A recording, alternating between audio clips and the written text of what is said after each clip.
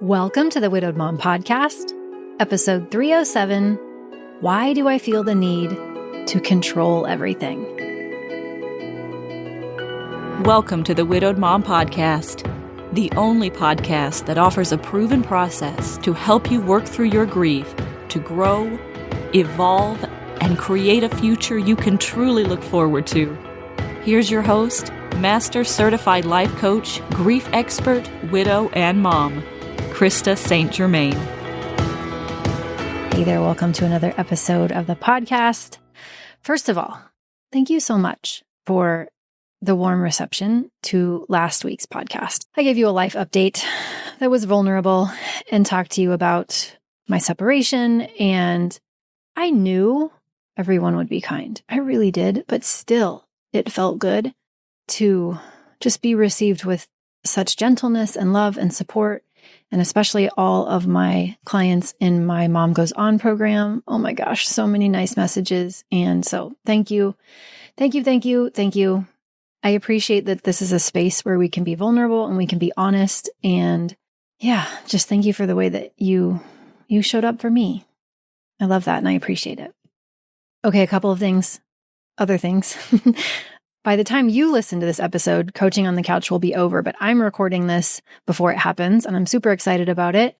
It's always so, I want to say fun. It's meaningful, it's sad, it's hopeful, it's all the things. And it's an event where a couple of times a year, I have 10 or 11 women come to my house, all widows, women who've done Mom Goes On, and we spend a day coaching in my living room. And it is the best. It is the best for me as a coach because it's just like I'm in my element. I am with my people. And of course, I'm in my own house and it just feels really good to me. But it's really rewarding for me to watch other women connect with one another and feel seen and heard and be honest and ask for what they need. And it is amazing. Coaching is amazing. And I will say to you, I hope that you will give that to yourself. It may not be Coaching on the Couch. It may not be my program, but I hope that if you're listening to this podcast, you will find the opportunity to give yourself an experience like that, where you can be surrounded by other widows who understand, right? Where there can be so much that is unspoken just because you have this shared life experience and you can feel supported and loved and seen. And you can ask for support and receive support. It's transformational. And as an introvert, sometimes it's hard to ask for that. Sometimes it's hard to put ourselves in the spaces where we can receive that. And it's so worth it. So I just want to encourage you, if you've been thinking about doing something like that, again, whether it's with me or somebody else, if you've been thinking about putting yourself in a community where you could receive support like Mom Goes On, if there's a group that's local to you, that feels good to you, maybe scary, but would feel good to you, go. Try it. Let yourself see. I really want to encourage you to do that. In the meantime, as soon as I'm done with this episode, I've been doing a bunch of yard work. I have a massive yard. And now that it's just me, there's always a lot to do in this yard, but even more. So I have been filling up my 2 trash cans every week with leaves and trimmings and all the things. And yesterday I schlepped 30 bags of brown mulch from Home Depot in the minivan. I actually used ChatGPT to calculate how many bags of mulch I could fit in my particular minivan with the back row down. 30 was the answer. So I got 30 bags yesterday, got them all out. I got 30 more bags this morning. So as soon as I'm done recording this podcast episode, I am going to go rake more leaves and move more mulch. It's a party over here. Let's talk about why we feel the need to control everything. I almost called this episode Power Without Control, because that's really what I want you to hear. I want you to know why we tend to do this, and I want you to know how to feel more powerful without controlling, because I think a lot of us are in this place, and I myself have been in this place, especially lately. So if you've been trying to control things, maybe you're trying to control your emotions, your kids, your future, how others see you. First of all, it makes perfect sense, especially in grief. Control can be conflated with safety. It can feel like safety. But what if the most powerful thing you can do right now isn't controlling anything at all? What if real power lives somewhere else entirely? That's what I want to talk about today. So, why we want to control. After a person dies, it really can feel like the whole world just shifted under your feet, like the rug was just ripped right out from under you. And when things feel unstable, our brain looks for something, anything to grab onto. And so we try to control. We plan, we manage, we monitor, we worry. It is not a flaw. It is not a character weakness. It's coping. It's a coping strategy. And what starts as a coping strategy can take over. And the truth is that trying to control what we can't control only makes grief harder, which is the very last thing I want for any of us. And I've been noticing this in myself lately, since my separation especially, and especially as I was recording last week's podcast. And then I wrote a Slack message to my clients to tell them what was going on. I noticed that my brain really wanted to control the idea of how other people saw me, what they thought, especially you, my listeners, and those of you who are my clients. There's a part of me that was worried that someone will hear what happened and then they will think, see, this is why I shouldn't try to date again. This is why I shouldn't open myself up. Or see, if she's the one teaching this stuff on a podcast and this can happen to her, then why even bother, right? See, it's really not possible for me to love my life again because these kinds of things happen. That worry is mostly gone now. It was very present. And so even though I really do know that what happened to me is not indicative of what will happen to anyone else, still, I notice my brain wanting to control it. I notice my brain wanting to protect other people from pain, to protect me from being misunderstood, to protect me from more pain. I notice it. The good news is that I noticed it. The good news is that I can see these patterns more clearly than probably at any point in my life. I can watch my desire to control. I can watch it come and go, ebbing and flowing, kind of like, it's like waves on a beach almost. And this is really big because brains are going to brain, right? Thoughts are going to show up. That's just the way it goes. And so I want you to know that we don't need to control our desire to control to experience some relief from it. And I want to tell you what it's like for me so that you have a better chance of seeing similar patterns show up in your experience so you can know that A, you're not alone, and B, you can hold those patterns loosely instead of trying to control them more, which will make it easier for you to show up and support yourself when those patterns are there. I really, really don't ever want anybody to think that you reach some magical place where you don't have a human brain anymore, because that's just not how it is. So I want to be honest with you about that. Let's talk about the cost of trying to control what we can't control. I know you already know that there is a cost, or you probably wouldn't have been interested in the title of this podcast episode. But when we try to control things outside of us, other people's opinions, other people's grief, how fast we feel better, it doesn't feel good. We might think it's going to feel good, but it doesn't usually feel as good as we expected it to, hoped it would. And what we actually usually experience is instead of feeling better, we experience more tension, more anxiety, more disconnection. Disconnection from ourselves, disconnection from others. It can steal energy from the parts of life where we actually do have influence, right? If our brain is always in the present, worried about what other people are going to think or trying to play this chess game and figure out how it's all going to be and predict every move, then we can't be in the present moment. And that's where life is happening, is in the present moment. Another big one for me lately has been noticing how I want to control how my kids are doing, and even his kids too, really. It's quite sad, I think, especially for the youngest three, to worry about it, to not be in the same house anymore. Of the four children, one was already grown and married, and he wasn't that close. But the youngest three, they've been quite close. They love each other a lot. And some of this probably would have happened naturally anyway, because his youngest is away at college. My daughter's in another state for the semester. And so really it's just me and my youngest. So some of that would have naturally faded a little bit anyway, but the separation definitely changed the dynamic. And as I talked to each of them about it, that was their biggest worry too, losing the relationships with each other, specifically the three of them. And of course, heartbreaking to my mama heart, right? And I've noticed myself wishing that I could control their experience, that I could make it easier for them, that I can assure them that it's all going to be fine and they're going to stay close and there's nothing to worry about and it's okay. But I know that I can't do that. And I know that if I try to say things with the hopes of making them feel better so that I can feel better, that I'm really only doing that because part of me still believes that emotions are problems and that they need solving and that there is a wrong that needs to be righted. And if you've listened to the podcast for any amount of time, you know that that is contrary to what I teach, but I still have the urge.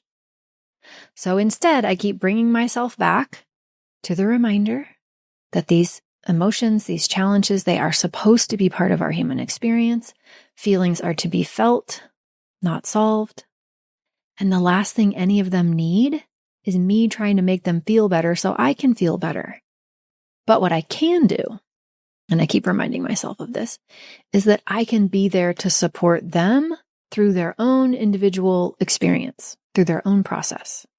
I cannot control that they feel pain. I cannot take that pain away from them. It is not mine to do, or yours, by the way.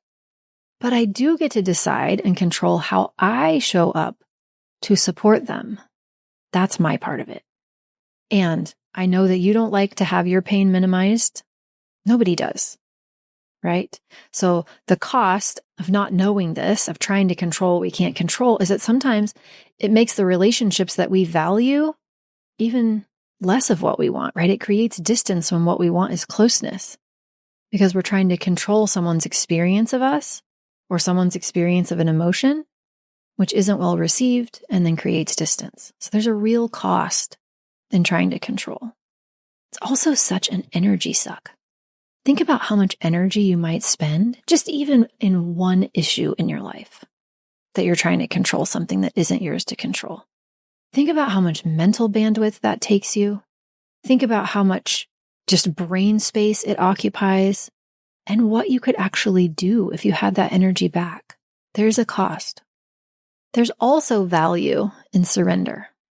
And what I mean by that is acknowledging that what isn't yours to carry isn't yours to carry. Surrender does not mean giving up. I'm not talking about resignation. It doesn't mean you don't care. It doesn't mean you're doing anything wrong. It just means knowing what's yours and what's not. And laying down that very heavy backpack of control, even if your brain seems to think that it's important to hold on to it. It means trading the illusion of control for the peace of presence. That's what I want for you. My youngest came up with a metaphor. Is it metaphor or analogy? I never remember. Anyway, we'll go with metaphor. He told me about it a couple of weeks ago. It's been something he's been working on in his own personal life. But essentially he said to me, what I have noticed is that it's like I've got, my hands cupped in front of me and I've got sand in them. And I'm trying to hold on to as much sand as possible. I'm trying to preserve as much sand in my cupped hands as I can. And what I've noticed is that when I tighten down on the sand and I try to hold it, that's when the sand falls away. That's when I can hold less sand. And so the trick to holding as much sand as possible is to not close my hands, essentially, to not control, right? To let go. The emotional maturity sometimes, it just kind of blows me away a little bit. But what a beautiful metaphor, right? When we're trying to control, it's like we're squeezing our hands full of sand and all the sand then falls out of our hands instead of just holding it loosely and lightly. So kudos to my youngest for that one. Okay, so if power isn't control, then what is it? I propose power is knowing the difference between what you can control and what you can't. And maybe you've heard that before. We've all heard this before. The serenity prayer, right? We know this. Whether you're religious or not, we've all heard it.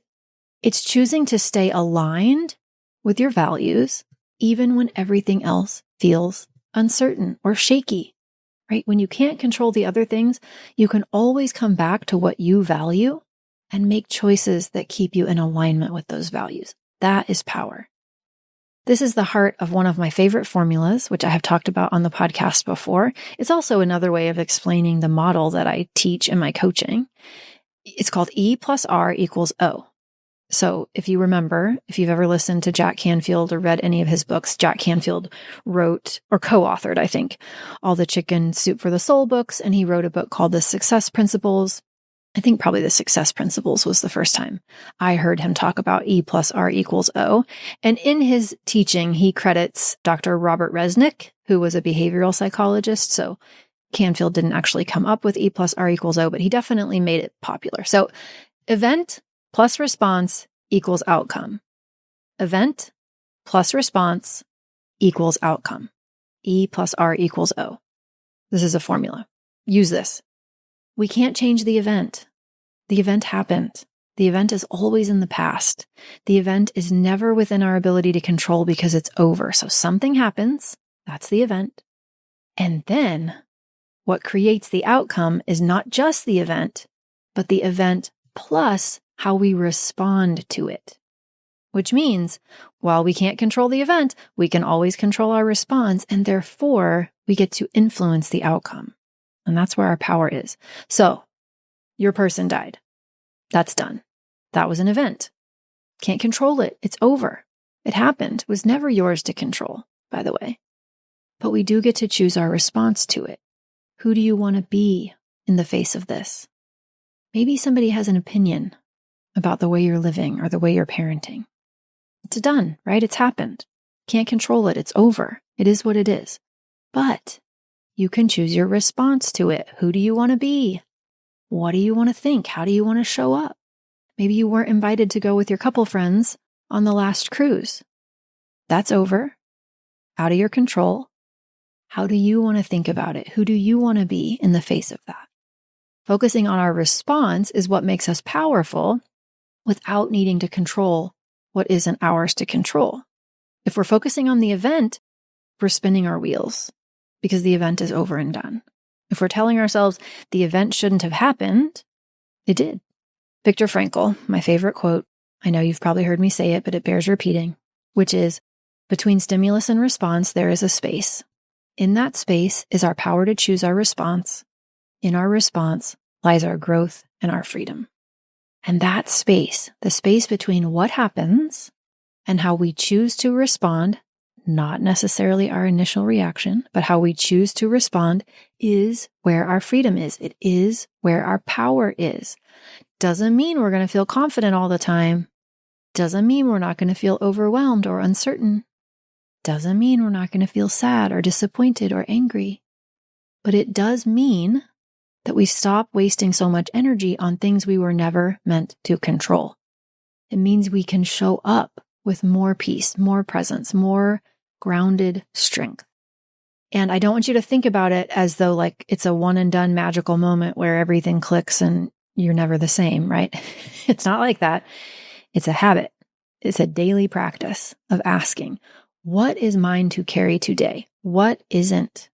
What can I control today? What is beyond my control today? How can I spend my energy in ways that will move me toward what I want, instead of wasting my energy on things that move me away from what I want or on things that aren't mine?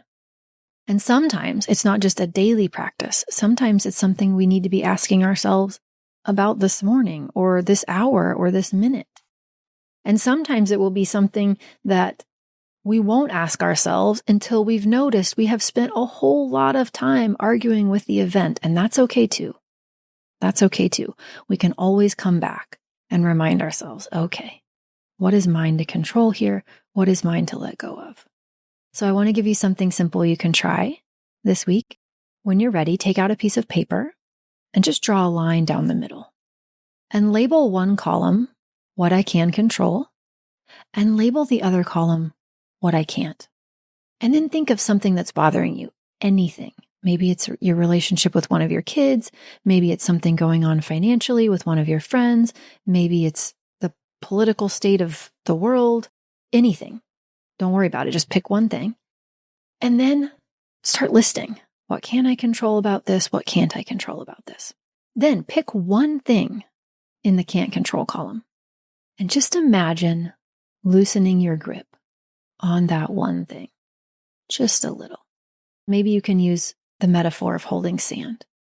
Ask yourself, if I stopped trying to control this, if I stopped gripping that sand so hard, what would that free me up to feel? What would that free me up to do? Who would that free me up to be? What would I have more space for? What if I held this like sand in the palms of my hands? And maybe you'd have more rest, more peace, more connection, maybe more patience with yourself. That's power, more presence. Or, and this is a cautionary tale, maybe you notice that trying to control has been a distraction from feeling something you don't want to feel. And that's okay too.